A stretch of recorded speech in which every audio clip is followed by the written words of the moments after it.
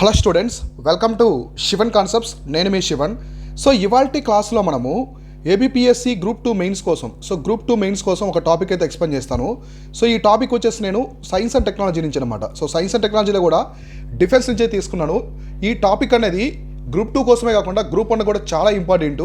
Especially మెయిన్స్లో కూడా ఎక్కువ అడుగుతూ ఉంటారు. దీనికి సంబంధించి నేను కంప్లీట్గా కాన్సెప్ట్స్ ఏమున్నాయి, ఫ్యాక్ట్స్ ఏమున్నాయి మొత్తం ఎక్స్ప్లెయిన్ చేస్తాను. అలానే మన శివన్ కాన్సెప్ట్స్ యాప్లో సైన్స్ అండ్ టెక్నాలజీ మాడ్యూల్ తీసుకొచ్చాము. సో ఏబిపిఎస్సి గ్రూప్ 2 మెయిన్స్ కోసం. సో ఎవరైనా జాయిన్ అవ్వాలనుకుంటే డిస్క్రిప్షన్లో దానికి సంబంధించిన లింక్ ఇచ్చాను. అలానే మన యాప్కి సంబంధించిన లింక్ ఉన్నాయి, టెలిగ్రామ్ ఛానల్కి సంబంధించిన లింక్స్ కూడా ఉన్నాయి. అక్కడ మీరు జాయిన్ అయినా కూడా ఆ మాడ్యూల్కి సంబంధించిన లింక్స్ అనేవి అవైలబుల్లో ఉంటాయి అనమాట. సో ఇందులో డెమో క్లాసెస్ కూడా ఇచ్చామన్నమాట. ఈ సైన్స్ అండ్ టెక్నాలజీ మాడ్యూల్లో మీకు ఎన్విరాన్మెంట్ కూడా మొత్తం క్లాసెస్ అయితే నీట్గా ఉంటాయన్నమాట. సో 75 మార్కులకి లక్ష్యంగా మనం పెట్టుకొని ఈ మాడ్యూల్ చేయడం జరిగిందనమాట. చూడండి. సో ఇవాళ టాపిక్ వచ్చేసి ఐజీఎండిపి, చాలా ఇంపార్టెంట్ సైన్స్ అండ్ టెక్నాలజీ పరంగా. So integrated guided missile development programme అని చెప్పేసి దీని అయితే పిలుస్తారనమాట. సో మన భారతదేశంలో మిసైల్స్ అనే అవసరము మనకి ఫ్యూచర్లో ఎప్పుడైనా మన దేశాన్ని మనం రక్షించుకోవడం కోసం క్షిపణులు అవసరం అని చెప్పేసి ఈ ప్రోగ్రామ్ ద్వారా సో తీసుకొచ్చారనమాట. ఈ ప్రోగ్రామ్ అనేది మనకి అబ్దుల్ కలాం గారు ఉన్నారు కదా, ఆయన డెవలప్ చేశారనమాట దీన్ని ఎక్కువగా. సో ఈ ప్రోగ్రాంలో ఎక్కువ మిసైల్స్ డెవలప్మెంట్కి చాలా వరకు కూడా ఆయన కృషి చేశారు. చూద్దాము. సో ఇంటిగ్రేటెడ్ ఐజీఎండిపి అంటే integrated guided missile development programme అని చెప్పేసి అర్థం అనమాట. ఇది ఇండియాస్ ఇండిజినస్, అంటే మనము వేరే దేశం యొక్క సహకారంతో కాదు, అంతవరకు మనకి క్షిపణులు కావాలన్నా ఏం కావాలన్నా కూడా వేరే దేశం మీద మనం డిపెండ్ అయ్యేది. మొట్టమొదటిసారి మన స్వదేశీ పరిజ్ఞానంతో మనం తెచ్చుకున్నాము. ఇది కూడా ఎప్పుడంటే ఎర్లీ 90s అనమాట, 1980sలో. సో 1880 సంవత్సరాలు ఆ టైంలో. సో 80s ఉన్నాయి కదా, 80sలో మనం ఈ ప్రోగ్రామ్ తెచ్చుకున్నాం. ఇక్కడ గుర్తుపెట్టుకోవాల్సినటువంటి మరొక ముఖ్యమైన పాయింట్ ఏంటంటే ఇండిజినస్ అనమాట, మన స్వదేశీ పరిజ్ఞానంతో తెచ్చుకున్నటువంటి ప్రోగ్రామ్ ఇది. సో తర్వాత this ambitious initiative under the ministry of defence encompassed concurrently building expertise across the multiple discipline.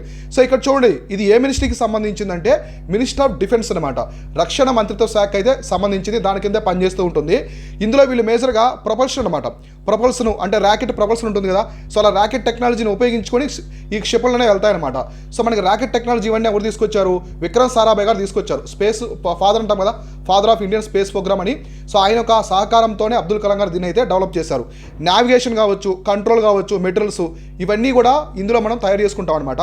So ఇంకా మనం చూసుకుంటే కల్మినేటింగ్ ది ఆపరేషనల్ అగ్ని, పృథ్వీ ఆ class surface to surface ballistic missiles conferring the credible deterrence ability.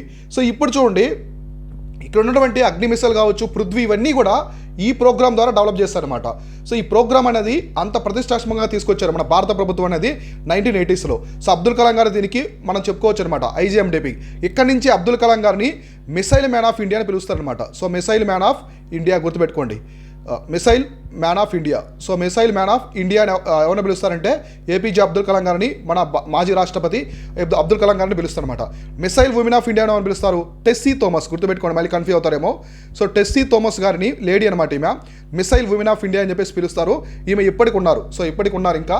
So మనకి చాలా చెప్తూ ఉంటారు ఈమె, అప్పుడప్పుడు ఆర్టికల్స్ కూడా వస్తూ ఉంటాయి న్యూస్ పేపర్లో. అయితే ఇప్పుడు ఐజీఎండికి సంబంధించినటువంటి మరికొంత ఇన్ఫర్మేషన్ అయితే మనం చూద్దాము. సో ఇక్కడ చూడండి, దీన్ని మొట్టమొదటిసారిగా 1983లో తీసుకొచ్చారు. సో లీడర్షిప్ ఎవరంటే దీనికి వచ్చేసి ఏపీజే అబ్దుల్ కలాం గారు.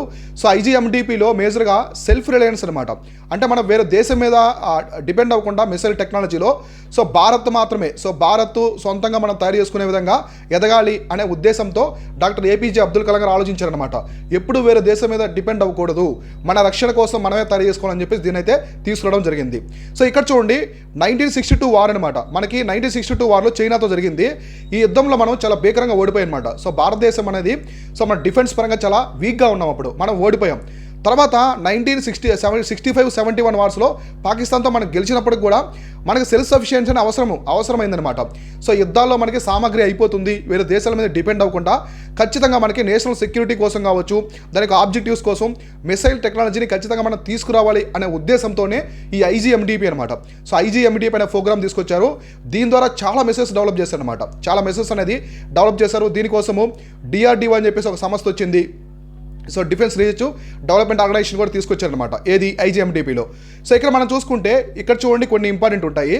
సో స్ట్రక్చర్డ్ అంటే ఐజీఎండిపి ప్రోగ్రామ్ అనేది, ఈ ప్రోగ్రాము టెక్నాలజీ మొత్తం కూడా డెవలప్మెంట్ కావచ్చు, sub system testing, prototype fabrication కావచ్చు, రిగోరస్ ఆ ఫ్లైట్ ట్రయల్స్ కావచ్చు, ప్రొడక్షను, ఈవెన్చువల్ ఇంట్రడక్షన్ ఇవన్నీ కూడా. సో ఈవెన్చువల్ ఇండక్షన్ ఇవన్నీ కూడా ఇందులో అయితే ఉంటాయన్నమాట. ఇక్కడ టైం పీరియడ్ ప్రకారం తీసుకుంటే, సో మనము సమయాన్ని తీసుకుంటే టైం పీరియడ్ బేస్ చేసుకుంటే ఎలా డెవలప్ చేశారు, సో దీని వచ్చేసి ఏ విధంగా డెవలప్ చేశారు అనేది ఇప్పుడైతే మనం చూద్దాము. సో 1983-84లో వచ్చేసి డెవలపింగ్ ఇన్ఫ్రాస్ట్రక్చర్ అనమాట. Infrastructure and training, scientific talent అయితే ఇక్కడ గుర్తించారనమాట. సో మనకి ఎటువంటి వస్తువులు కావచ్చు, పరికరాలు కావచ్చు, ఇన్ఫ్రాస్ట్రక్చర్ అనేది అవసరము అనే ఉద్దేశంతో చూశారు.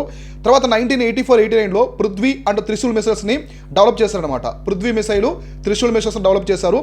తర్వాత 1989-92లో నాగ్ యాంటీ ట్యాంక్ అనమాట. సో ట్యాంక్స్ని పేల్చడానికి యాంటీ ట్యాంక్ మిసైల్ అయితే డెవలప్ చేశారు. తర్వాత ఆకాశ్ SAM అనమాట, సర్ఫేస్ టు ఎయిర్ మిసైల్ కూడా తీసుకొచ్చారు.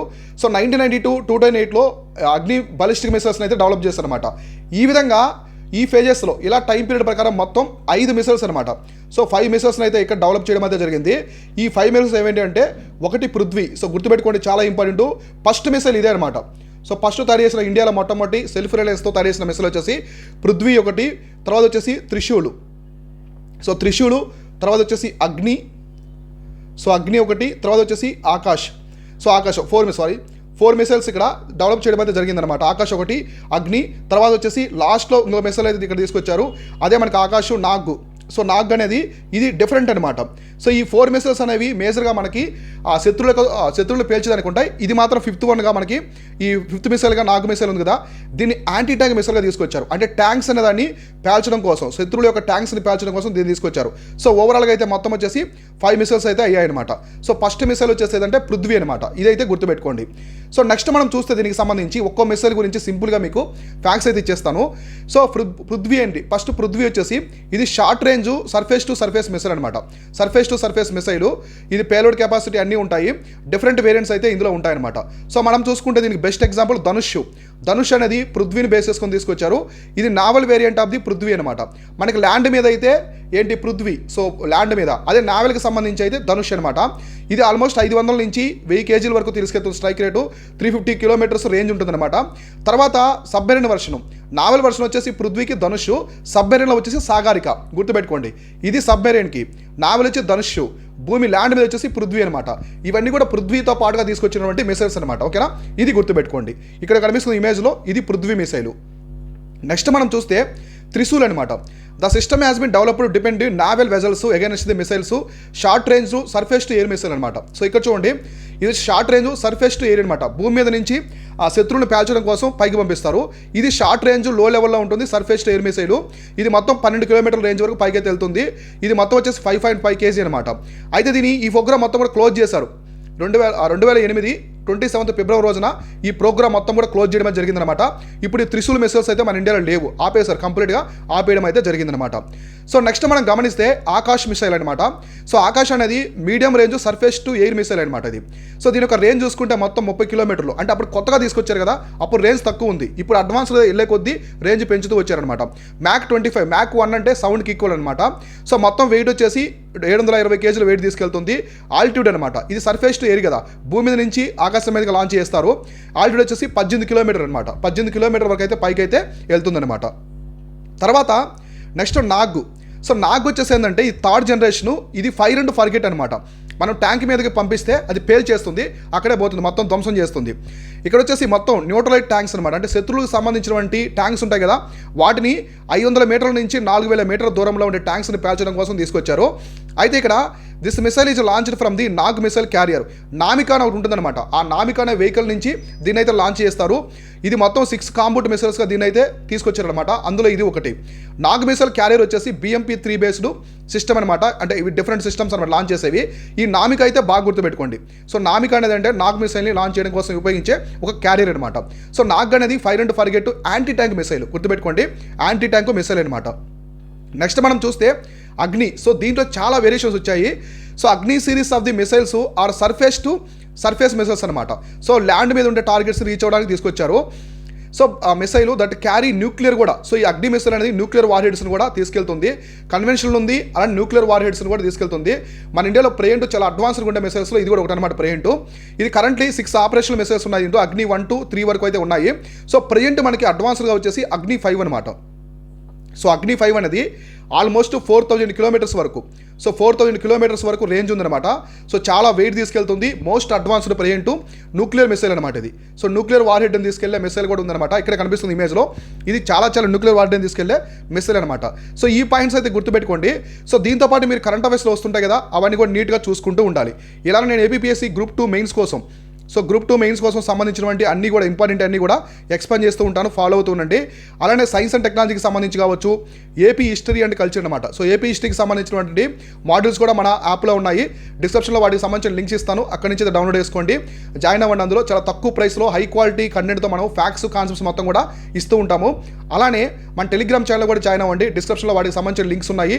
ఏబిపిఎస్సి కావచ్చు, టీజీపీఐకి సంబంధించిన టెస్ట్ సిరీస్లు, మెంటర్షిప్ ప్రోగ్రామ్స్, ఫుల్ కోర్సులు, మాడ్యూల్స్ అన్నీ కూడా మన యాప్లో అయితే అవైలబుల్ ఉంటాయన్నమాట. Keep watching, keep learning. నేను మీ Sivan, signing off. Thank you so much.